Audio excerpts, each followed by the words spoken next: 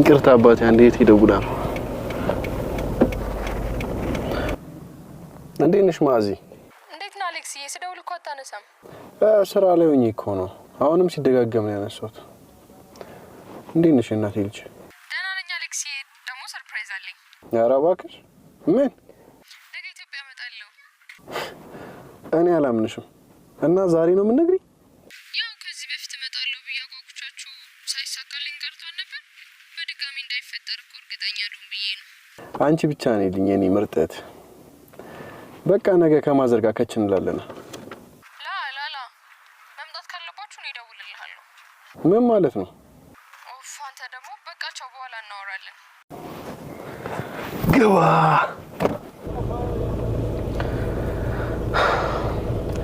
እህቴ ከ4 ዓመት በኋላ ሀገሯ ልትገባ። እንኳን ደስ አለ።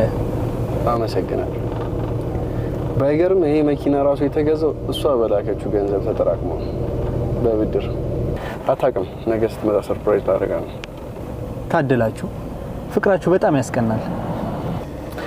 ግድ ነው። ከፍቅር በላይ ማመን አለ።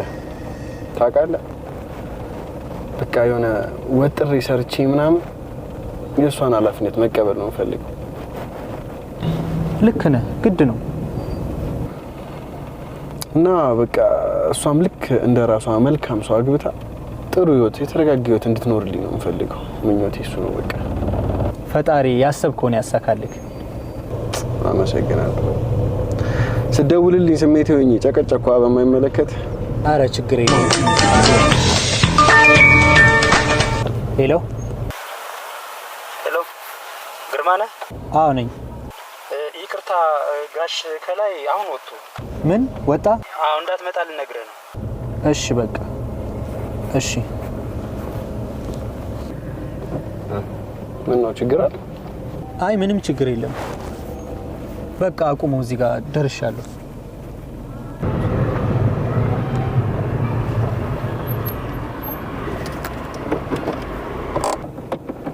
ስንት ቆጠረ? 850።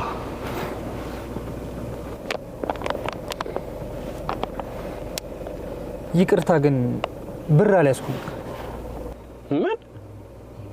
ጠብቀኝ እዛው።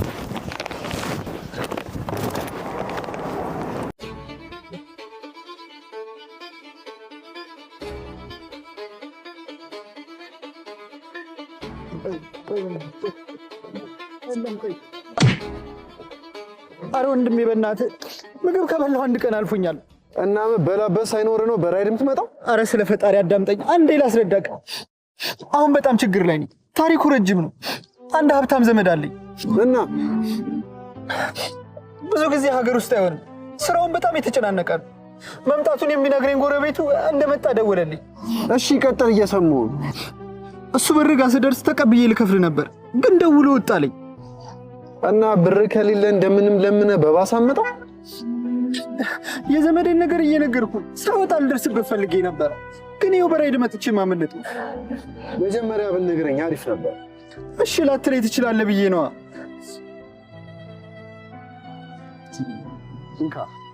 ይቅርታ፣ እኔ መታለልን ስለማልወድ ነው። አጭበርባሪ ምናምን መስለኝ። ኧረ እኔ ነኝ ይቅርታ ማለት ያለብኝ። አንተማ ምን አደረግ? ምግብ አልበላውም ያልክ? አዎ ትናንትና አንድ ዳቦ ይቀመስኩ። አይዞ በቃ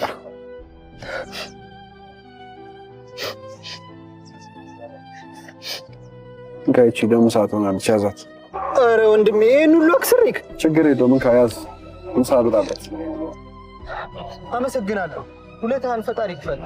እሺ ግባ በቃ ልመልስ። ኧረ ችግር የለውም። ይሄን ሁሉ እዛ ጋር ምግብ ቤት አለ፣ በልቼ በባስ ሄዳለሁ። አንተ